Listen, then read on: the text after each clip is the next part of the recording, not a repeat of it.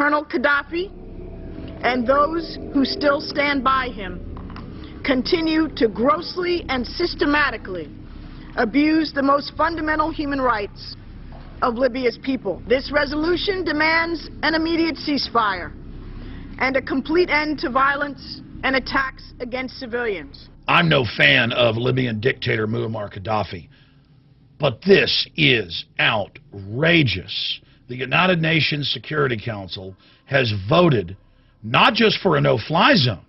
Now the British, the French, and the U.S. have announced that they may start as early as tomorrow, just a few hours in Libya, airstrikes on Muammar Gaddafi's military bases and, quote, emplacements.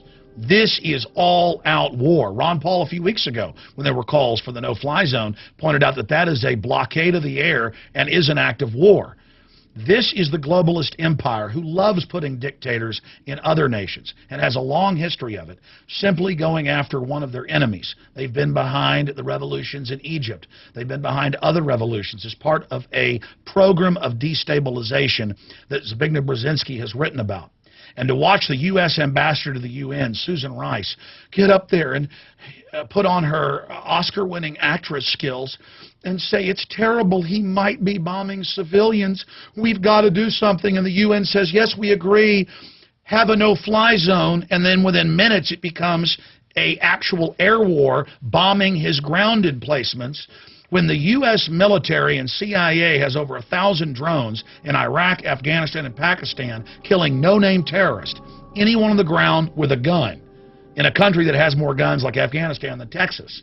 It's so incredibly hypocritical. Our country's bankrupt, our dollar's dying, and while the world is watching the Japanese Fukushima meltdown with radiation set to reach the West Coast tomorrow on Friday, the world isn't looking, and a new war against Libya under the guise of a no-fly zone is about to start bombing ground targets.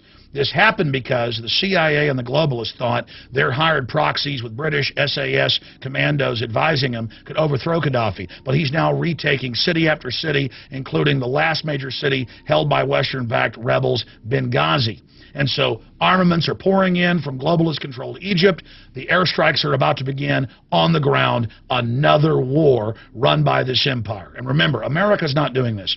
America's been financially captured by the very same globalist banking cartel that is now launching this new war. Everybody should call Congress, call the White House, and tell them, stop this new illegal war, at least have Congress declare war, something that hasn't happened since World War II. Basically, this is like the Bay of Pigs. But instead of some communist dictator, they're going after a North African dictator, and it's all about oil, and it's wrong. But again, Secretary of Defense Gates a few months ago said, I don't care if 70+% of Americans want us out of Afghanistan. They always push the date back 2 years. And they don't care what we want here or what's unconstitutional.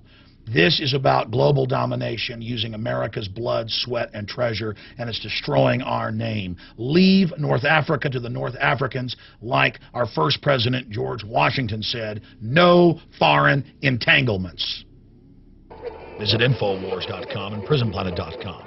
When you're on the sites, you can also tune in 24 hours a day to my daily radio broadcast. There's also a free iPhone app to listen to the syndicated radio show when and where you want.